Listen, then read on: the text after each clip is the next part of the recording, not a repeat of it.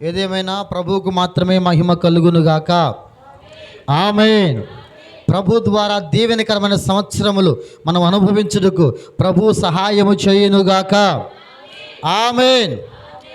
హల్లెలూయా, హల్లెలూయా. నా ప్రియమైన వారలారా, వాక్య భాగం చదువుకునే మునుపు కొన్ని మాటలు నేను మీకు చెప్పదలుచుకున్నాను. అదేంటంటే, ఇక్కడ చేరి ఉన్న మీరైనా, లోకములో ఉన్నవారైనా, మనుషులు అనబడుతున్న చాలామంది కొన్ని కష్టతరమైన పరిస్థితులను అనుభవిస్తూ వస్తారు. ఏంటి పరిస్థితులు అంటే, కొంతమందికి అప్పులు బాధలుగా ఉంటే, కొంతమందికి అనారోగ్య సమస్యలు ఉంటే, కొంతమందికి ఇబ్బందికరమైన పరిస్థితులు ఉంటే, కొంతమందికి భర్తలు మారు మనసు పొందక తాగుబోతోళ్ళై చిత్రవద చేస్తూ ఉంటే, కొంతమందికి పిల్లలు మాట వెనక అసభ్యకరమైన కార్యకలాపాలు చేస్తూ ఉంటే, కొంతమందికి ఏమో ఇట్లా ఒకటి కాదు రకరకాలుగా వారి వారి జీవిత పైన కొనసాగించబడుతూ వస్తుంది మానవాళి జీవితంలో. ప్రియమైన వారలారా, ఈ సందర్భంలో మనకు కొన్ని పరిస్థితులు ఎదురవుతాయి. ఏమనుకుంటానంటే, ఎప్పుడు చదువుకొని వెళ్ళి ఆ చదువులో ఎగ్జామ్ రాసేటప్పుడు చదివిన ప్రశ్నలు తప్ప అన్ని ప్రశ్నలు వచ్చినాయి అనుకోండి, ఫెయిల్ అయిపోయారు అనుకోండి, వాళ్ళు వస్తానే ఆలోచిస్తారు, నేను ఇప్పుడు ఆత్మహత్య చేసుకోవడానికి బావిలో దూకాలా, బాత్రూంలో ఉన్న పెనాయిల్ తాగాలా, ఇంకేమన్నా చెయ్యాలా? ఎందుకు ఇది నేర్చుకున్నారంటే ఎక్కువ మంది పిల్లలు బెదిరించడం తల్లిదండ్రులని. ఫెయిల్ అయితే చాలు తల్లిదండ్రులు బెదిరిస్తున్నారు ఇప్పుడు ఎక్కువ మంది. నేను చచ్చిపోతా. సావు ఎవడికేమి? అవునా కదమ్మా? ఇప్పుడు చచ్చిపోతే పాస్ అవుతావా? చెప్పాలి. చచ్చిపోతే పాస్ అవుతావా? పాస్ అవ్వలేం కదా. చచ్చిపోవడం దేనికి?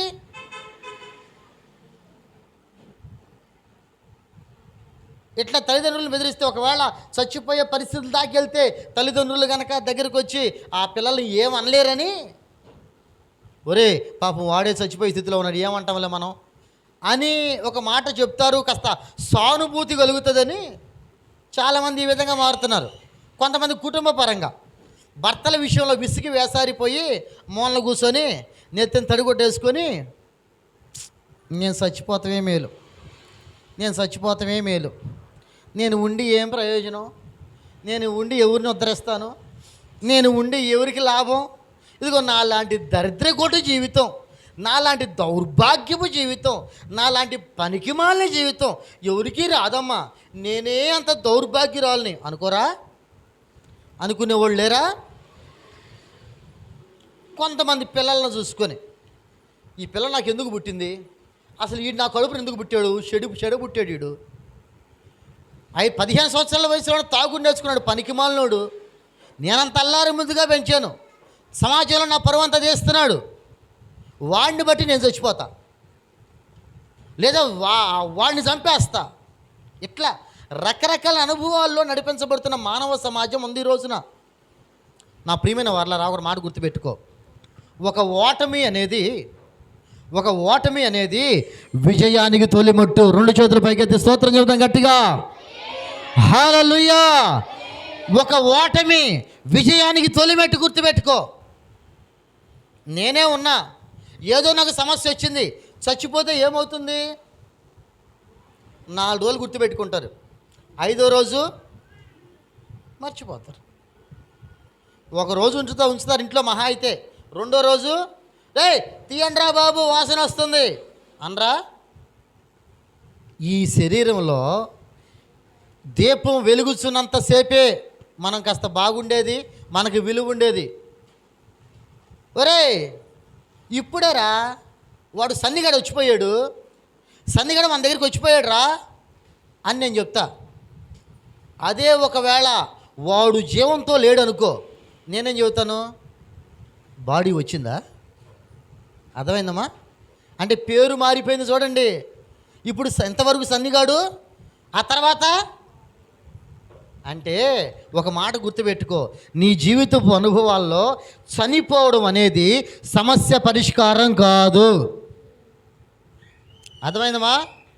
చాలామంది అక్కోళ్ళైనా అన్నోళ్ళైనా వాళ్ళు ఎవరైనా సరే, అది పెళ్ళైన వాళ్ళైనా పెళ్ళి కానోళ్ళైనా, ముసలోళ్ళైనా కుర్రోళ్ళైనా,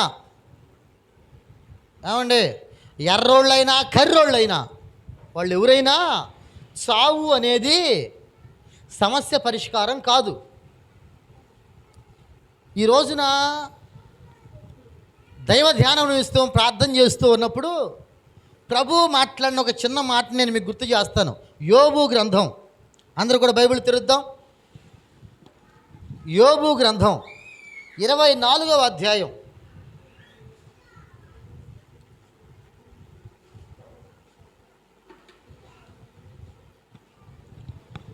22వ వాక్యం 23వ వాక్యం ఒకసారి చదువుదాం. యోబు గ్రంథం 24వ అధ్యాయం 22, 23 వాక్యాలు.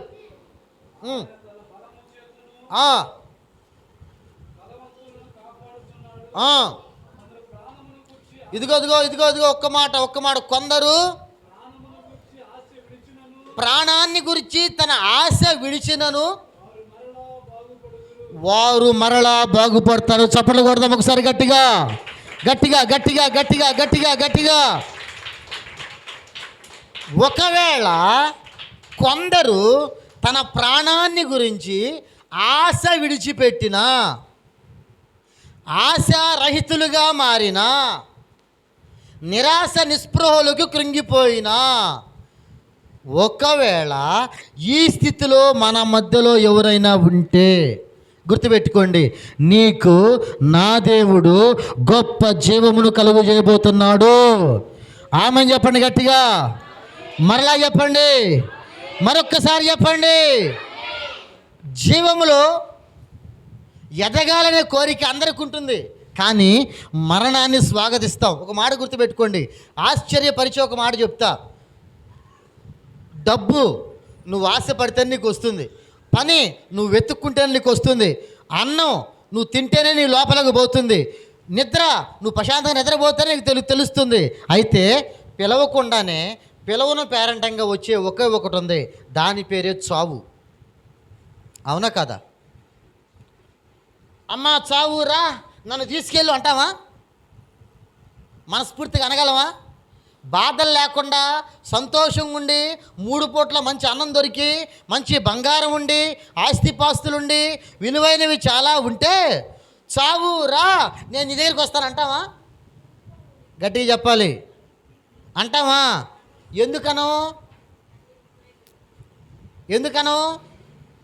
ఎందుకనమంటే మనకు చావాలని లేదు, మనకి ఏ కష్టం లేదు. కష్టాల మధ్యలో కొన్ని నిర్ణయాలు తీసుకుంటారు కొంతమంది. ఆ నిర్ణయాలు కరెక్ట్ కాదు. నిర్ణయం కరెక్ట్ అనుకుంటే అది నీ భ్రమ, నీ తెలివికాంతనం అంతే. ప్రియమైన దేవుని పిల్లరా, యోబు భక్తుడు చెప్తాడు, కొందరు ప్రాణాన్ని గురించి ఆశ విడిచినా కానీ వారు మరలా బాగుపడతారు.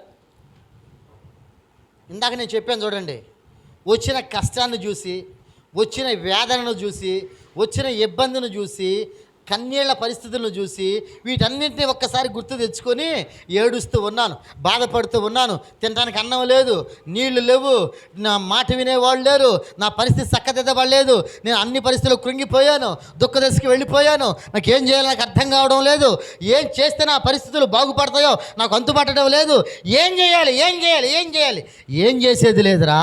ఇప్పుడు నేను నా ప్రాణాన్ని అంతమొందించుకుంటే, నేను చచ్చిపోతే ఇవన్నీ నేను చూడనగా అని ఆలోచించే వాళ్ళు కోకల్లగా ఉన్నారు. కానీ గుర్తుపెట్టుకో తల్లి, ఈ ఆలోచన కరెక్ట్ కాదు. జీవం ఇచ్చిన దేవుడు నీకు కొంతకాలం ఆయుష్ని పెట్టాడు. ఆయుష్ని పెట్టిన తర్వాత నువ్వు నీ ప్రాణాన్ని ఆత్మహత్య అనగా ఆత్మను మధ్యలోనే హత్య చేసుకుంటే, అంతమొందించుకుంటే, నీ ప్రాణాన్ని ముగించుకుంటే, నీ జీవితాన్ని అంతమొందించుకుంటే దానికి తీర్పులోకి వస్తావు. గుర్తుపెట్టుకో. అయితే ఒక చక్కని మాట ఇక్కడ రాయబడి ఉంది. అదేంటో తెలుసునా? నీవు ఆశ విడిచి, ఆశ లేక కృంగిపోతూ ఉన్నా, ఇబ్బంది పడిపోతూ ఉన్నా, దిగజారిపోతూ ఉన్నా, అయితే ఒక్క మాట ఉంది ఇక్కడ, అదేంటంటే మరలా బ్రతుకుతావు. దేవునికి స్తోత్రం చెప్తాం. మరలా నువ్వు బాగుపడతావు, మరలా నీకు సంతోషం వస్తుంది. అందుకనే పెద్దలు అంటారు, కలుములేములు కావడి కొండలు అని. ఒక్కోసారి ఒకటి పైకి రావచ్చు, ఒకటి కిందగా పోవచ్చు, అంతేగాని ఎప్పుడు ఒకటే పైకి రావడానికి లేదు, ఎప్పుడూ ఒకటే కిందకు పోవడానికి లేదు. నా ప్రియమైన దేవుని పిల్లరా, జాగ్రత్తగా మీరు ఆలోచిస్తే దైవ కృప చొప్పున నడిపించబడితే, దేవుని ఆలోచన చొప్పున నడిపించబడితే, దేవుని దీవెన నీ పక్షాన ఉంది అని నువ్వు నమ్మగలిగితే, ఒక మాట గుర్తుపెట్టుకో, ఏ స్థితిలో నిరాశలోకి నువ్వు వెళ్ళిపోయావు. ఏ తల్లి,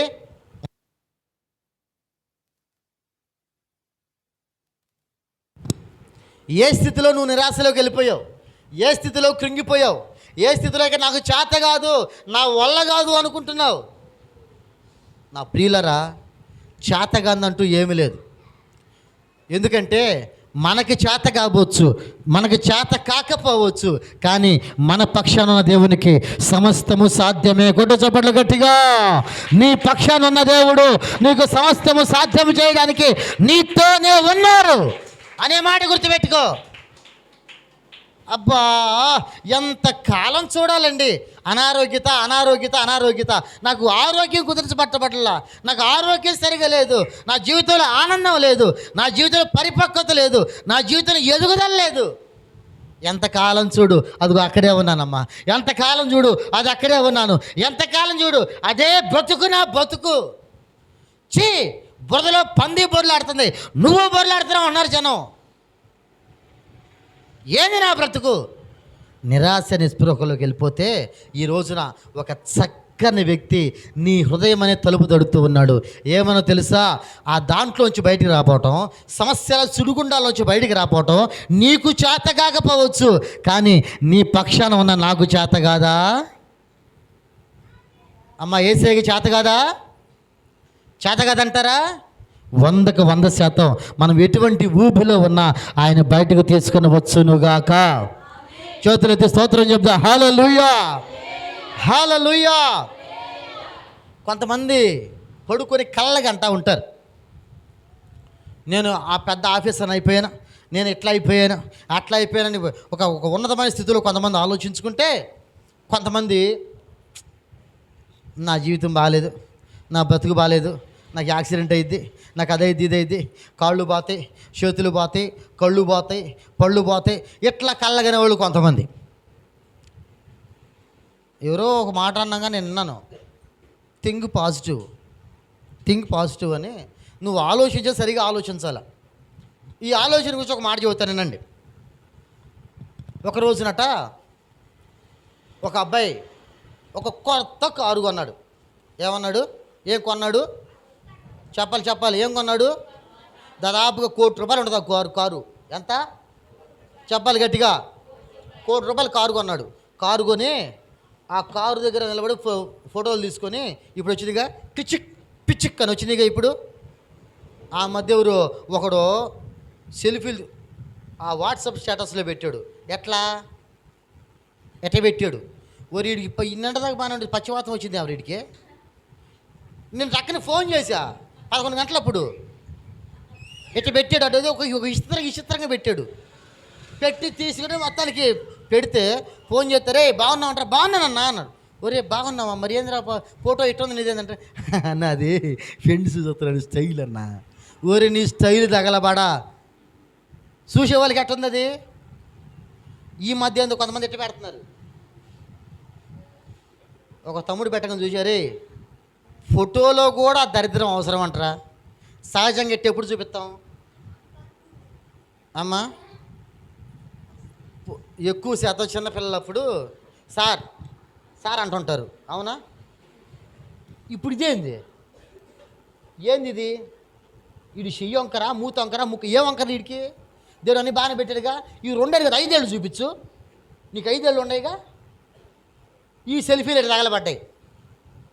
సరే, ఈ టాపిక్ కాదు, పక్కన తెద్దాం. ఆ కారు కొంటే మొత్తానికి కారు ఫోటో తీసుకొని పెట్టాడు. పెడితే అందరూ అడిగారంట, ఒరే ఏంటరే ఎక్కడిదా కారు నీదేనా? మరి ఎవరిదిరా ఏంటి? రే కారు భలే ఉందరు, ఎక్కడ మామ, ఏంది మామ అని అడిగారు. రే ఇది నాదేరా అని చెప్పాడు వాడు. నేను వస్తున్నావు, ఇంటికి వస్తామని ఇంటికి వచ్చారు ముగ్గురు స్నేహితులు.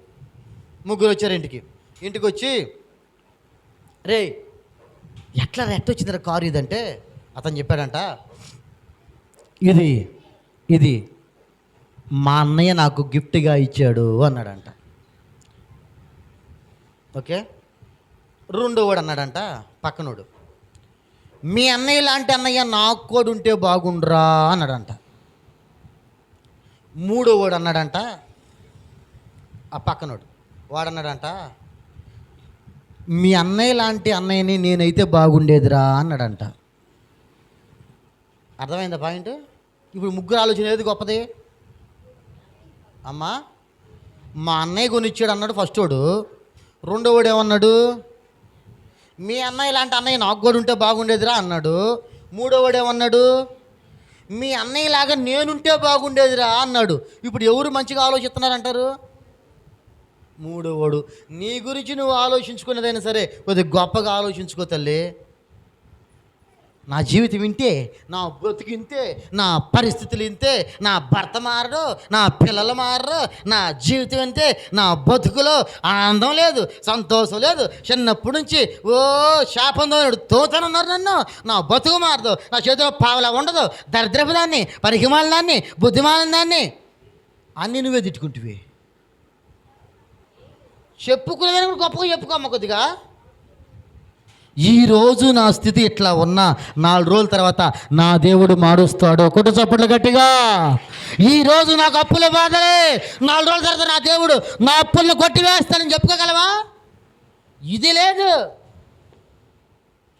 ఒకవేళ అమ్మ ఎవరు అనాలని కాదు, ఒకవేళ ఇప్పుడు నువ్వు తిట్టుకున్నావుగా, ఇదే మాటలు పక్కోళ్ళు నిన్ను తిడితే,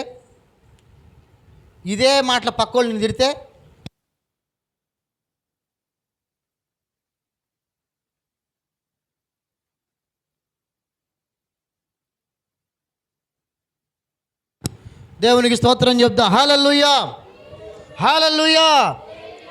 ఒక అక్క గురించి చెబుతా. చర్చికి వచ్చి, నాకు బుడదాన్ని చూస్తే గుర్తొచ్చింది ఇప్పుడు నాకు. చర్చికి వచ్చి ఆ ముందు కూర్చున్న ఆమెకి వాళ్ళ ఫ్రెండేలే పొడవాటి జుట్టు ఉంటుంది.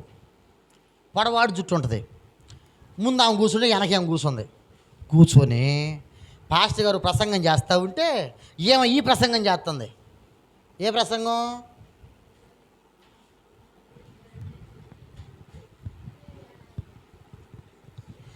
తిప్పలబడి ఆమె ఎట్నో వేసుకొని వచ్చిందిగా, నువ్వు 10 టీవీ ఎందుకు, మళ్ళీ టీవీ ఎందుకు, సరే అయింది.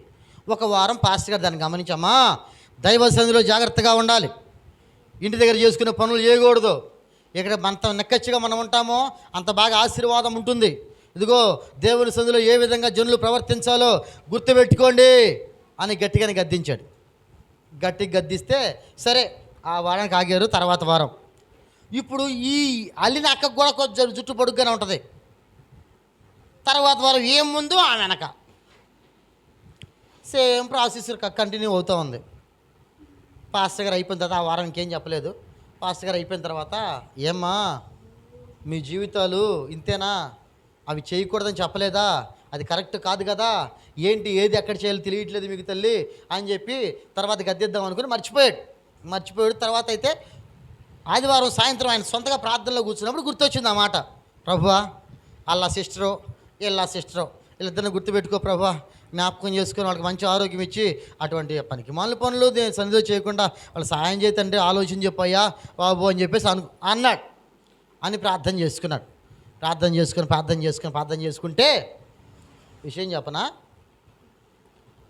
ఒక వారం తిరక్కముందే వాళ్ళింట్లో ఒకళ్ళకి వీళ్ళింట్లో ఒకళ్ళకి జ్వరం వచ్చింది. ఇల్లు కూడా దగ్గరలే జ్వరం వచ్చింది.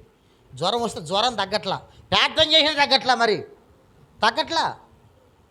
సరే వాళ్ళ భర్తలు ఏమనుకున్నారంటే, ఎవరు భర్తలు, ఈ అక్కోళ్ళు ఇద్దరు భర్తలు, వాళ్ళిద్దరు మంచి ఫ్రెండ్సు, ఏమనుకున్నారంటే సరే వాళ్ళు నామకార్థం కాబట్టి మనలాగా పూర్తి క్రైస్తవులు కాదుగా, వాళ్ళు కాస్త బయట తిరుగుతుంటారు వాళ్ళు కాబట్టి, నేను నీ కొండకొచ్చి ఏడకొచ్చి కొండకొచ్చి ఆ తర్వాత మీకు తెలుసు ఇక పూర్తిగా స్వాహ. యేసు రక్తం ఎవరికి?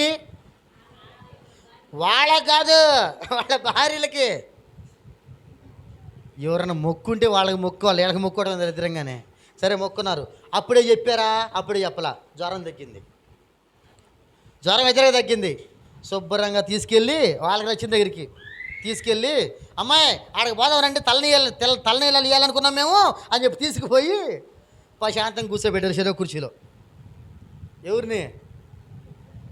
వాళ్ళ భార్యలను. అసలు వాళ్ళకి జుట్టు అంటే పిచ్చి, మామూలు పిచ్చి కాదు, పూనకం, ఇక అంతకంటే ఎక్కువే. కూర్చోబెడితే ఏంటండి మీకు కదా? అబ్బే మాకేముందిడా, మాకే లేదు, మీకే. ఇంకేం చేస్తాం? నున్నగా చేస్తే ఇద్దరు తర్వాత వారంలో గుండ్లు వేసుకొని వచ్చారు అక్కోళ్ళు. గుండె వేసుకొని వచ్చారు. ఏందక్క ఇప్పుడు అనుకోవడానికి ఏమి లేవు, ఇప్పుడు ఏమీ లేవు. గుర్తుపెట్టుకోండి అమ్మా, గుర్తుపెట్టుకోండి. ఎక్కడ చేయాల్సిన పని అక్కడ చేయాలి. గాడి చేయాల్సిన పని కుక్క చేయాల్సిన పని గాడి చేస్తే తన్నులు బీభత్సంగా పడతాయి. అది మీకు తెలిసిన కథ కాబట్టి. తెలుసా మీకు? ఇది తెలీదా? ఈసారి ఎప్పుడన్నా చెబుతా, ఎందుకంటే వాక్య టైం అయిపోతుంది. నా ప్రియమైన దేవుని పిల్లారా, జాగ్రత్తగా మనం ఆలోచించుకుంటూ వస్తే మన జీవితంలో మనల్ని మనమే చాలా కించపరుచుకుంటాం. మీకు ఒకసారి చెప్పాను, రెండోసారి చెప్తున్నా. థామస్ ఆల్వా ఎడిసన్ ఏం కనుగొన్నాడు? చదువుకునే పిల్లలారా, ఏం కనుగొన్నాడు థామస్ ఆల్వా ఎడిసన్? మనం లైట్ కింద కూర్చున్నాడు కారణం ఆయనే. బల్బు కనుగొన్నాడు. స్కూల్లో వాళ్ళ టీచర్స్ ఒక పేపర్ మీద ఒకటి రాసి పంపించారంట ఇంటికి. స్కూల్కి వచ్చాడు వాడు, పేపర్ మీద రాసేసి చేతిలో పెట్టి పంపించాడు. ఇంటికి పంపిస్తే ఇంటికి వచ్చి, అమ్మా ఇది మా మిస్ గారు మీకు ఇవ్వమన్నారంటే మొత్తం పేపర్ ఇస్తే దాంట్లో ఒక మాట రాస్తుంది. మొత్తం చదివి తల్లి పక్కకి వెళ్ళి కొంచెం లైట్గా ఏడ్చుకొని వచ్చింది కొడుకు దగ్గరికి. కొడుకు అడిగాడు, ఏమ్మా ఏం రాసి ఇచ్చింది మిస్ అంటే? చిన్నపిల్లలు అడుగుతుంటారు కదా.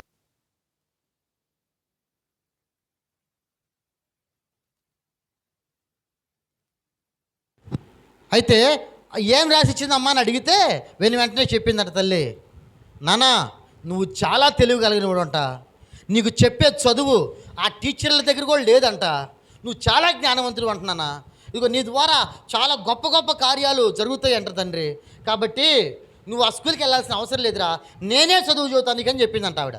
నిజానికి దాంట్లో ఏమి రాసింది తెలుసా? నీ కొడుకు పనికిమాలినాడు, నీ కొడుకుకు ఒక్క అక్షరం కూడా రాదు, ఒక్క అక్షరం గుర్తుపెట్టుకునే జ్ఞాపక శక్తి లేదు నీ కొడుక్కి, నీ కొడుకు దౌర్భాగ్యుడు, నీ కొడుకు చదువుకోవడానికి యోగ్యుడు కాదు, అసలు తీసేయి, రేపు నుంచి మా స్కూల్కి పంపి మాకు, నువ్వు అందరూ 1000 రూపాయలు ఇస్తే నువ్వు 10,000 ఇచ్చినా కానీ నేను మీ కొడుకు చదువు చెప్పనని చెప్పి రాస్తుందంట దాంట్లో. తల్లి ఏం చెప్పింది కొడుక్కి? నువ్వు చాలా జ్ఞానవంతుడు అంటరా, నువ్వు చాలా గొప్పవాడు అవుతావు అంటారా రాబోయే రోజుల్లో, నీకు చాలా తెలివి ఎక్కువ ఉందంట నాయన, కాబట్టి నువ్వు ఆ స్కూల్కి వెళ్ళాల్సిన అవసరం లేదురా, నేనే నీకు చెబుతానని చెప్పి చదువు చెప్పడం ప్రారంభించింది. కొంతకాలం చదివించింది, అట్లా చదువు చెప్పింది. చివరికి ఏమైంది? సుమారు 10,000 సార్లు లైట్ను కనుగొంటా ఫెయిల్ అయ్యాడు. 10,000 సార్లు ఏదో ఒకటి పోతూనే ఉంది. ఒకసారి అయితే రైల్వే బోగి ఉండలా, ఇల్లు అయితే తగలబడుద్దని రైల్వే బోగి తీసుకొని దాంట్లో ఈయన రీసెర్చ్ మొదలుపెట్టాడు. దేని గురించి? లైట్ ఉన్నప్పుడు కాదు, లైట్ అసలు లేనప్పుడు, వెలుతురు కాంతి దీపం అసలు లేనప్పుడు, ఆ కిరోసిన్ బుడ్లే కానీ లైట్లు లేవు అసలు, అప్పుడు ఆ రైల్వే బోగియో దానికి సంబంధించిన తీసుకొని మొదలు పెడితే ఒకరోజు మొత్తం కాలిపోయిందంట, ఫెయిల్ అయిపోయి వెనక్కి తిరగల 10,001 లైట్ వెలిగింది. చప్పట్లు కొడదాం గట్టిగా ఒకసారి. ఈ వాటర్ బాటిల్ ఉంది, ఈ వాటర్ బాటిల్ తయారు చేసినాడు మనకు తెలుసా? తెలియదు, కానీ దీన్ని వాడటం తెలుసు మనకి, అవునా? బైబుల్ ఉంది, బైబుల్ ముద్రించిన వాడి గురించి మనకు ఎక్కువ తెలియదు, కానీ బైబుల్ మన దగ్గర ఉంది, ఎప్పుడైనా ఒకసారి వాడుకుంటాం. ఈ మైక్ ఉంది, మైక్ తయారు చేసినప్పుడు మనకు తెలియదు, కానీ ఈ మైకును మనం వాడుకుంటాం. తయారు చేసినప్పుడు పడే కష్టం చిన్న కష్టం కాదు, క్రొత్తది క్రియేట్ చేయాలంటే. కొత్తది క్రియేట్ చేయాలని చిన్న విషయం కాదు. కాబట్టి ఆలోచించని ప్రియమైన వాళ్ళరా, నీ పిల్లలకు నువ్వు ఏదైతే అందిస్తావో, ఏదైతే చెప్తావో, ఏదైతే గొప్పవారిగా వారిని భావిస్తావో వారు అదే విధంగా ఎదుగుతారు. ఒరే, ఎప్పుడు లారీ కింద పడి సత్తావరా, ఎప్పుడు నాకు దూరంగా వెళ్ళిపోతావరా అని ఈ విధంగా చెప్పిస్తున్నారు కొంతమంది తల్లులు. తల్లి, అది నీకు భావ్యం కాదు, అది నువ్వు చేయాల్సిన పని కాదు. గుర్తుపెట్టుకో, నువ్వు చేయాల్సింది ఆశీర్వదించాలి, అందరినీ ఆశీర్వదించాలి, అందరిని దీవించాలి, అందరిని ఒక స్థితిలో తీసుకుని రావాలి, అందరిని ఒక స్థితిలోకి భావించి వారిని గొప్పవారిగా ఎంచాలి. అంతేగాని వేరే విధాలుగా వ్యతిరేక విధాలుగా నడిపించబడకూడదు. పిల్లల్ని మనం శపించకూడదు, మనల్ని మనం శపించబడకూడదు, మనం శపించుకోకూడదు అసలు పొరపాటును కూడా. ఎందుకో చెప్పనా? మరలా, ఎప్పుడు? మరలా తర్వాత మనం బాగుపడే రోజు ఒకటి ఉంది. దేవునికి స్తోత్రం చెప్దాం. చెప్పండి గట్టిగా, హల్లెలూయా. నువ్వు శ్రమను చూసావు, నువ్వు కష్టాన్ని చూసావు, నువ్వు కన్నీళ్ళను చూసావు, వేదన చూసావు, కానీ రాబో తరాల్లో వచ్చే ఆశీర్వాదాన్ని చూడలా, నువ్వు రాబో తరాల్లో వచ్చే దీవెనను చూడలా. అందుకే చాలామంది భక్తులు అంటారు, ఒకవేళ నా శరీరం ఇక్కడ ఈ విధంగా పోయినా నాకు రాబో కాలంలో ఒక ఆశీర్వాదం ఉంది. అదేంటంటే ఈ శరీరంతో నేను చేసిన దైవ కార్యాన్ని బట్టి ఆ ప్రాంతంలో నా తండ్రి ఎదుట నేను ఉంటాను, పరలోక రాజ్యంలో నేను ఉంటాను, పరలోక రాజ్య వారసునిగా నేను నడిపించబడతాను. ఈ ధైర్యం మనకుందా? ఈ తెగింపు మనకుందా? గుర్తుపెట్టుకో, నీకు సమస్య రాదు అని నేను చెప్పను. ఏం చెప్పను? సమస్య రాదు అని చెప్పను, కష్టం రాదు అని చెప్పను. కష్టం వచ్చినా, సమస్య వచ్చినా, బాధ వచ్చినా దానిలో తట్టుకోగల గొప్ప కృప నా దేవుడిని అనుగ్రహించునుగాక. నా ప్రియమైన దేవుని తర్వాత కింద మాట చదువుతాం. అసలు కొందరు ప్రాణమును గురించి ఆశ విడిచినను వారు మరలా బాగుపడతారు. ఎందుకు, ఎట్లా బాగుపడతారు? ఆయన వారికి అభయమును దయచేయును గనుక వారు ఆధారమును పొందుతారు.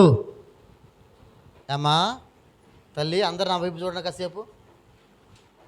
మీలో మీ భర్తల గురించి బాధపడే వాళ్ళు ఎంతమంది లేరు? ఉన్నారా లేరా?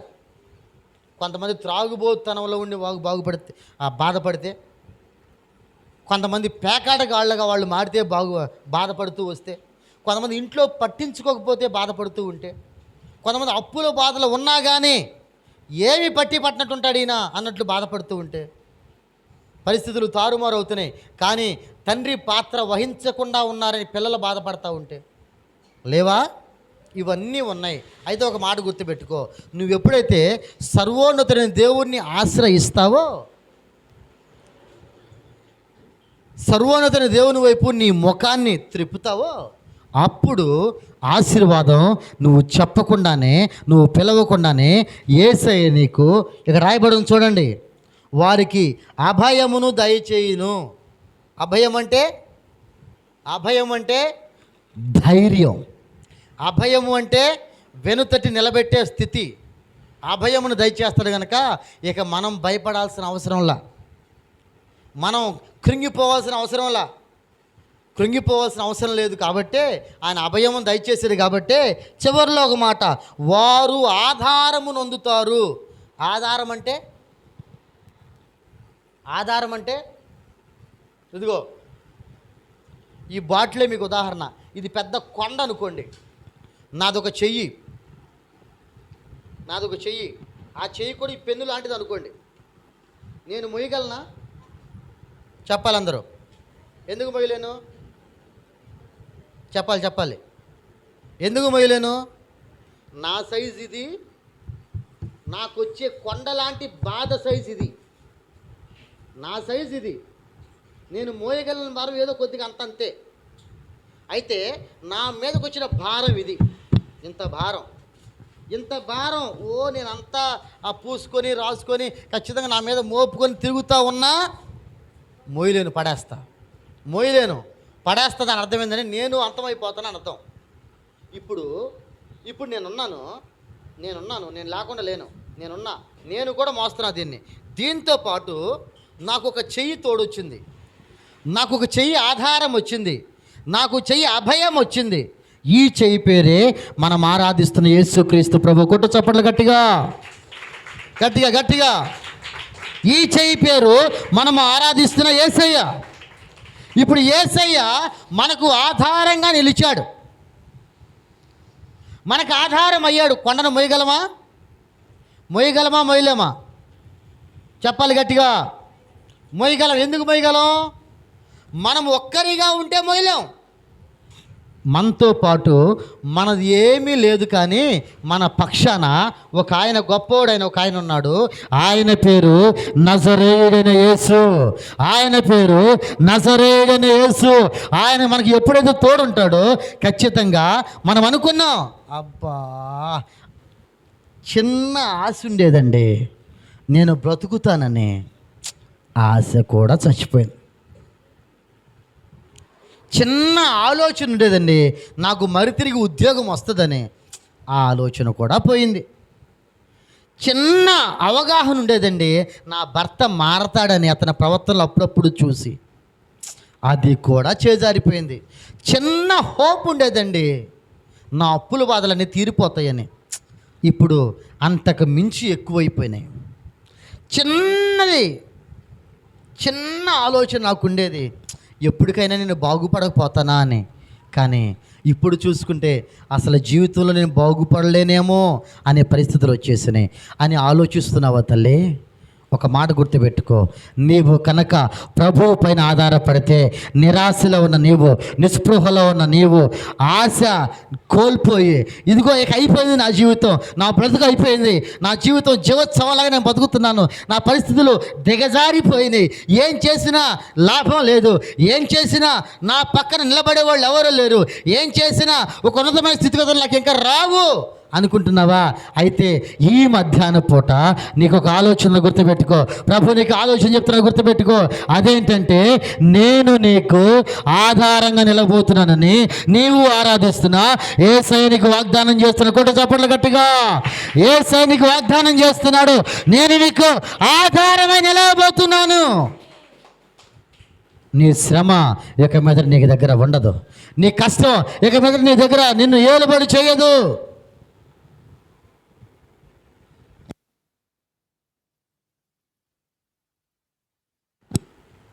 నా ప్రియమైన దేవుని పిల్లారా, ఎందుకు ఈ ఆలోచన చేస్తున్నానంటే, ఎందుకు ఈ ఎన్నిసార్లు చెప్తున్నానంటే, ఈరోజే బాధ లేని వాళ్ళు ఎవరు ఉన్నారా? బాధ లేని ఉన్నారా? చెప్పాలి గట్టిగా చెప్పాలి. ఉన్నారా? బాధ లేని వాళ్ళు ఎక్కువ మంది లేరు. కానీ బాధలో కూడా దేవుని బోధ నీకు అర్థమైతే నిశ్చయముగా నీ దారంతా సస్యశ్యామలం అవుతుంది. కూడా చెప్పండి గట్టిగా. పచ్చదనంగా మారిపోతావు నువ్వు. నీ బాధ నీకు అర్థమవుతుంది. దేవుని బోధ దానికి మిళితం చేసి చూడు. బాధలో ఉన్నప్పుడు ఆ బోధ గనక నీకు అంటుబడితే, ఆ బోధ గనక నీకు అర్థమైతే, ఆ బోధ గనక నీ జీవితం అంటు కట్టుకొని ఉంటే, నీ జీవితంలో కొన్ని పరిస్థితులు తారుమారైపోయినాయి అనుకుంటున్నావా? అవి సక్ర మార్గానికి వచ్చేస్తాయి. అందుకే భక్తుడు అంటాడు, నేను వెళుతున్న మార్గం కరుకు మార్గమైన అది తిన్నని మార్గముగా యేసు నామములో మార్చబడునుగాక. నా ప్రియమైన దేవుని పిల్లరా, ఇన్నిసార్లు మరలా ఎందుకు చెప్తున్నాను తెలుసా? నీ కష్టం మొట్టమొదట దేవునికి సమర్పించేయి. నీ బాధ దేవునికి అప్పచెప్పేయి.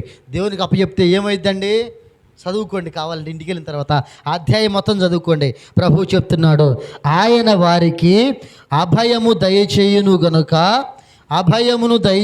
గనక వారు ఆధారము నొందుదురు. శ్రమలో తట్టుకునే గొప్ప బలాన్ని పొందుకుంటారు, శ్రమలో నిలబడే గొప్ప ధైర్యాన్ని పొందుకుంటారు. శ్రమను చూసి కాకుండా యేసయ్య చూసి నిలబడే ఆలోచన కలిగి నడిపించబడతారు. నా తల్లులారా, గుర్తుపెట్టుకోండి, స్వర్గసీమ నిన్ను పిలుస్తుంది. ఎందుకు చెప్పనా? భూలోకంలో ఉన్న పాపాన్ని, వ్యసనాలను, వ్యతిరేకతను, వీటన్నిటిని వదిలేసి యేసయ్య వలె పరిశుద్ధతను ఎప్పుడైతే ధరించుకుంటావో అప్పుడు స్వర్గసీమ నీకు స్వాగతం పలుకుతుంది. ఇక్కడ స్వప్నాలు కంటున్నావు ఏమని? నేను పరలోక రాజ్యం వెళ్ళాలి, పరలోక రాజ్యంలో నేను ఉండాలి, ఆ ప్రాంతంలో నా తండ్రితో నేను నివాసం చేయాలని. కానీ స్వర్గానికి చేరే వరకు ఈ స్వప్నం నీకు పనిచేస్తుందా? ఒక మాట అంటాడు భక్తుడు, అదేంటంటే, కళ నిన్ను కలవరపరవచ్చు, కానీ దేవుని దగ్గర నుంచి వచ్చే దర్శనం నిన్ను ధైర్యపరుస్తుంది. కళ నిన్ను కలవరపరుస్తుంది, దర్శనం నిన్ను ధైర్యపరుస్తుంది. గుర్తుపెట్టుకో, నీకు కావాల్సింది కళ కాదు, దర్శనం. దర్శనం. ప్రార్థనలో కూర్చున్నప్పుడు యేసయ్యా నా స్థితి ఏంటి, నా జీవితం ఏంటి అని ప్రభువుని అడిగితే ప్రభు నీకు ఒక దర్శనం ఇస్తాడు. ఆ దర్శనం నీకు అవసరం. కనుక నా ప్రియమైన దేవుని పిల్లరా, ఒక్కసారి ఆలోచించండి. చాలామంది భక్తులు బైబిల్లో, ఒకళ్ళిద్దరు కాదు, చాలామంది ఉన్నారు బైబిల్లో. చిన్నగా టూకీగా పరిచయం చేసిన మాటలు ముగిస్తా.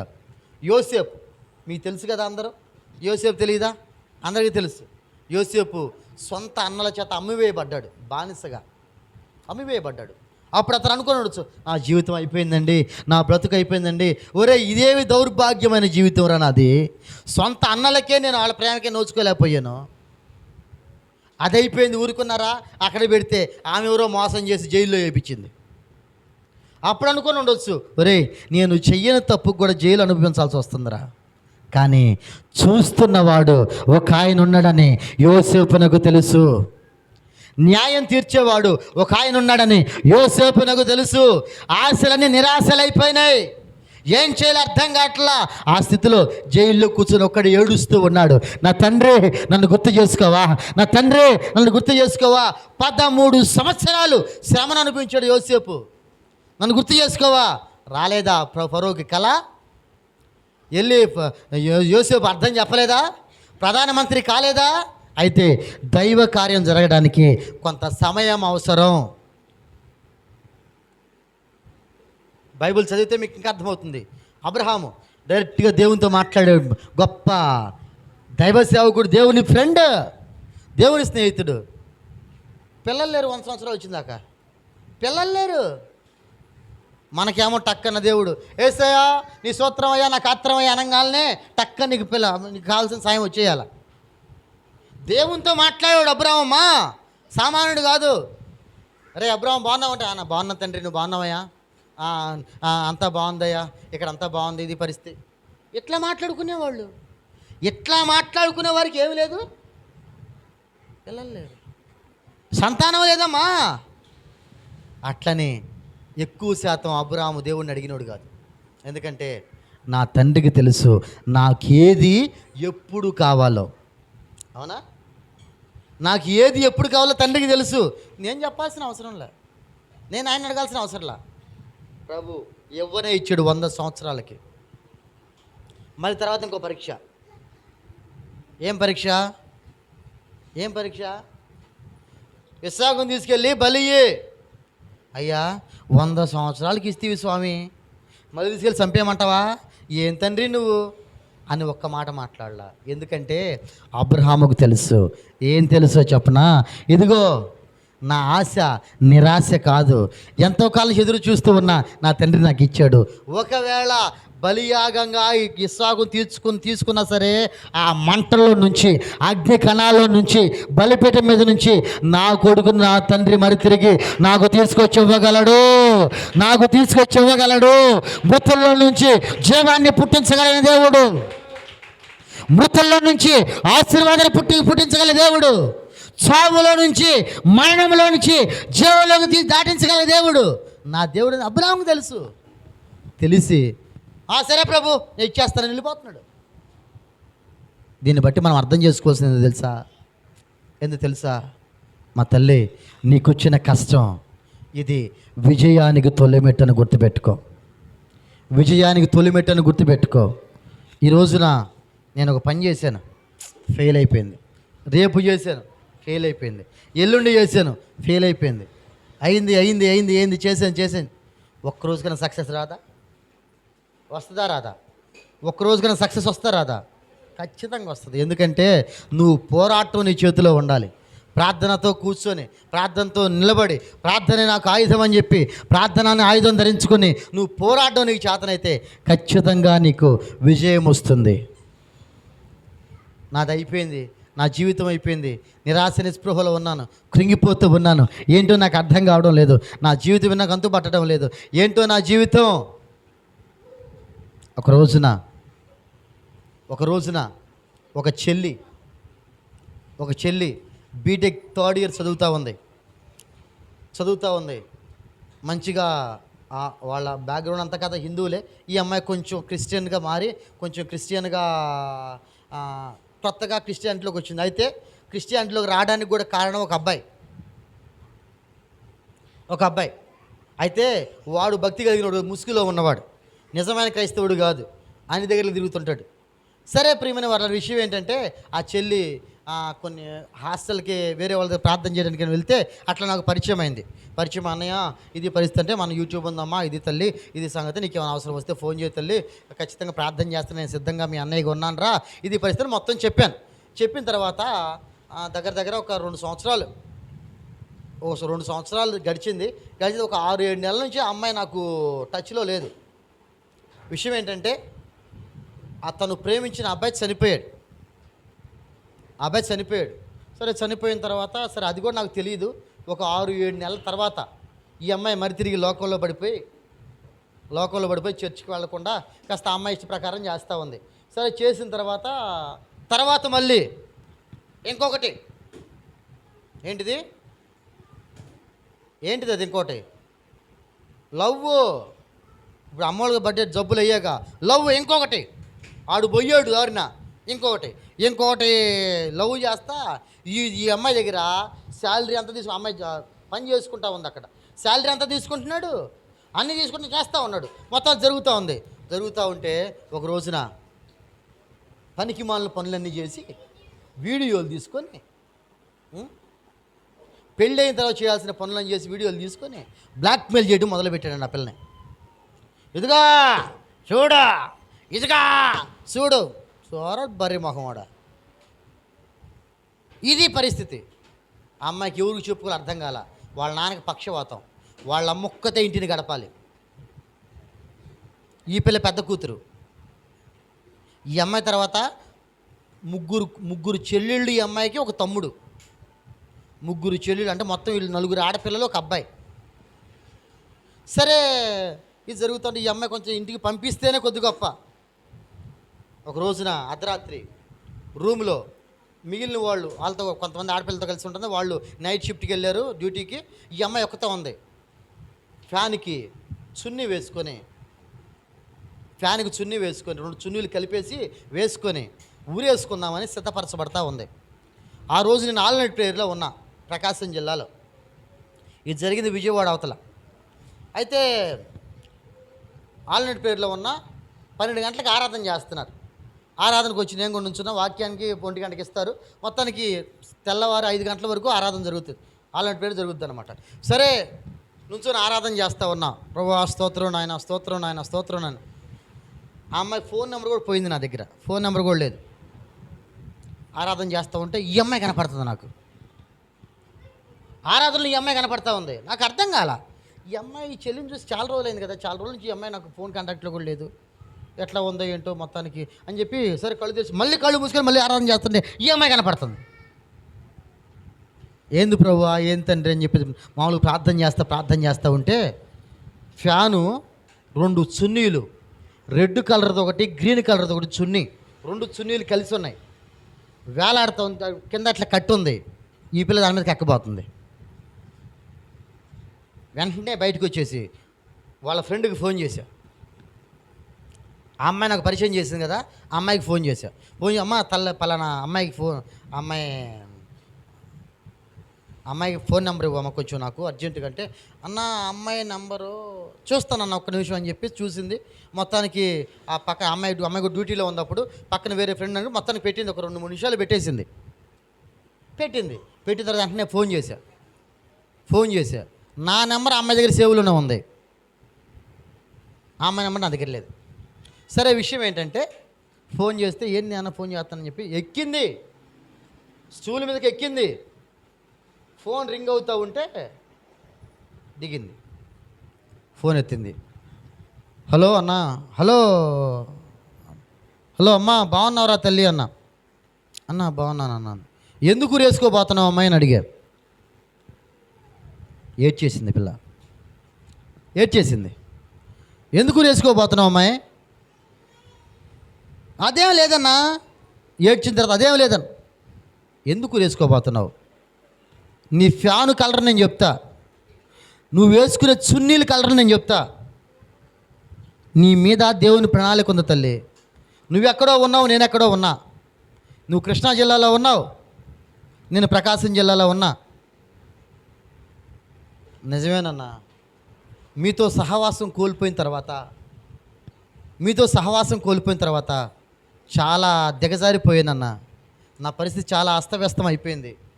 వారానికి ఒకసారి మీతో ఫోన్ చేస్తే ఎట్లా ఉన్నవారు తల్లి ఏంటి అని చెప్పేసి అని ఒక మంచి బాండింగ్, మంచిగా మీరు నన్ను మన్ని చెల్లి అని పిలిస్తే చాలా సంతోషించేదాన్ని అన్న.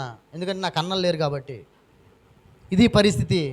తర్వాత అబ్బాయి చనిపోయాడన్నా. ఇది మొత్తం చెప్పుకుంటూ వచ్చిందమ్మా. నువ్వు ఖచ్చితంగా ప్రార్థన చేసుకుని పడుకో, కరెక్ట్గా 2 గంటలకు నేను నీకు ఫోన్ చేస్తా. నువ్వు మేలుకొని ఉంటే తీ, లేదంటే ఉదయాన్నే ఫోన్ చేస్తా, రేపు ఉదయం ఖచ్చితంగా నాతో మాట్లాడాలని చెప్పి వాళ్ళ ఫ్రెండ్కి ఫోన్ చేసి డ్యూటీ ఆపేసి నువ్వు ఇంటికి వెళ్ళరా, ఆ రూమ్లోకి వెళ్ళు అని చెప్పి రూమ్కి పంపించి, ఆమెకి జరిగిందంత చెప్పలా, రూమ్ పంపిస్తే ఇద్దరు కలిసి ప్రశాంతంగా ఉన్నారు. ఉదయం 6 గంటల తర్వాత నేను ఫోన్ చేస్తే మొత్తం చెప్పుకొస్తా ఉంది. అన్నా నా పరిస్థితి ఏం బాగాలేదన్నా, నా జీవితం అయిపోయింది అనుకున్నాను, నా ఆశ వదులుకున్నానన్నా, నన్ను మోసం చేసేవాడు నన్ను మోసం చేసి వెళ్ళిపోయాడు. అమ్మ ఆ అబ్బాయేనా అంటే ఆ అబ్బాయి కాదన్న, అబ్బాయి చనిపోయాడన్న యాక్సిడెంట్లో. మరి ఈ అబ్బాయి ఎవరు? ఈ అబ్బాయి వేరేవాడన్నా, నన్ను మభ్య పెట్టాడన్నా, నా డబ్బులన్నీ తీసుకొని వాడుకునేవాడు. సరే తీసుకుని వాడుకుంటే వాడుకున్నాడు.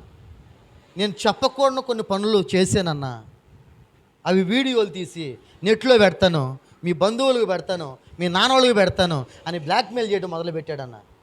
నాకేం చేయాలి అర్థం కాక ఊరేసుకొని చచ్చిపోతే నా జీవితం అంతవరకు పోద్దని ఊరేసుకోబోయానన్నా.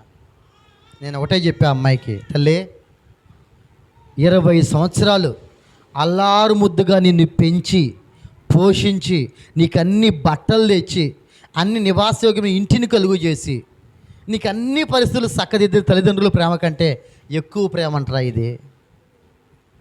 తల్లి నీ జీవితం నిరాశలోకి వెళ్ళిపోయింది, చచ్చిపోవడానికి సిద్ధపడ్డావంటే నువ్వు ఎంత ఇబ్బంది పడ్డావో నాకు అర్థమవుతుందిరా.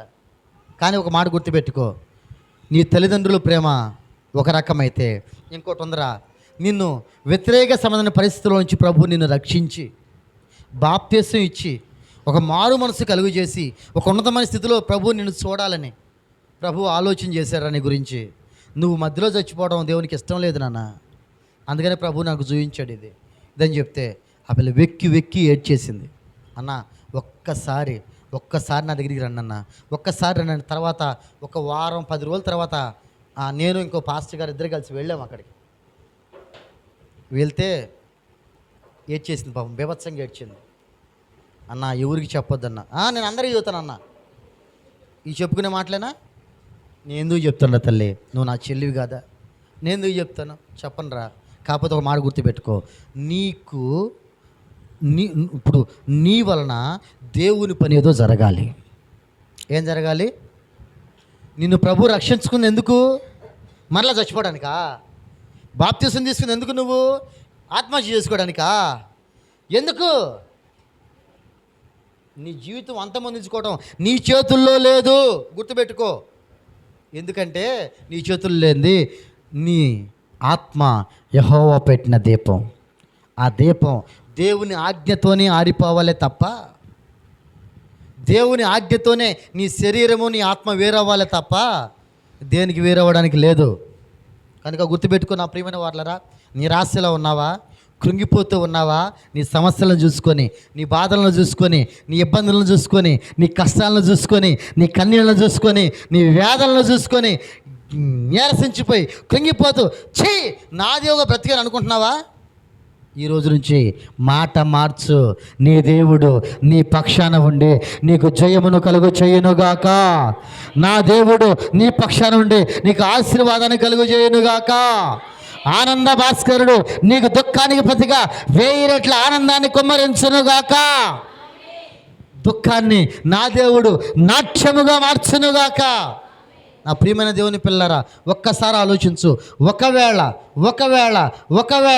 ఇట్లా ఎవరైనా ఇక్కడ ఉంటే, ఎవరైనా ఉంటే, ఎందుకంటే ఎవరు లేకుండా ప్రభు మాట్లాడరు. ఎందుకంటే ప్రభు చూసి చూడట్టు పోయేవాడు కాదు. ఖచ్చితంగా ఈ మాట నీకు అవసరం. ఈ మాట నీకు అవసరం. ఈ రోజు నుంచి నువ్వు దూషించుకోవడం పక్కన పెట్టు. నిన్ను నాదొక బతికి అనుకోవడం పక్కన పెట్టు. యేసయ్య నా దేవుడు నాకున్నాడు, ఇక మీదట ఖచ్చితంగా ఈ రోజు నా బతికింతే ఉంది, రాబోతున్న రోజుల్లో ఒక విలువైన జీవితాన్ని నా దేవుడు నాకు ఇస్తాడు. గట్టిగా చెప్పండి ఆమేన్. నా దేవుడు నాకు ఇస్తాడు అని ఆలోచన నీకు ఎప్పుడైతే వస్తుందో అప్పుడు నీ జీవితం మహిమకరంగా మారుతుంది, ఆశీర్వాదకరంగా మారుతుంది. అనేకులను ఏలుబడి చేస్తావు నువ్వు. ఎప్పుడు జరుగుతుంది ఇది? ఎప్పుడు జరుగుతుంది ఇది? ఎప్పుడు జరుగుతుందంటే నువ్వు దూషించుకోవడం కాదు, నిరాశలో నిస్పృహలో ఉన్నప్పుడు కూడా, యోబు గారి వంటి ఈ పరిస్థితులు ఉన్నప్పుడు కూడా యేసయ్య నీకు అభయముగా మారతాడు. ప్రభు నీకు ఆధారమై నిలుస్తాడు. దేవునికి స్తోత్రం చెప్తా, హల్లెలూయా. ఆ విధంగా నీకు ప్రభువు మారాలి అంటే మొట్టమొదట నువ్వు ప్రభువుకు సమర్పించుకో. మొట్టమొదట నీ జీవితాన్ని ప్రభు చేతులు పెట్టు. ఆశీర్వాదాయకంగా ప్రభు నీ జీవితాన్ని మార్చి ఫలభరితంగా చేసి పరలోక రాజ్యం కోసం ప్రభు నిన్ను తీర్చిదిద్దునుగాక. ఆమేన్, ఆమేన్.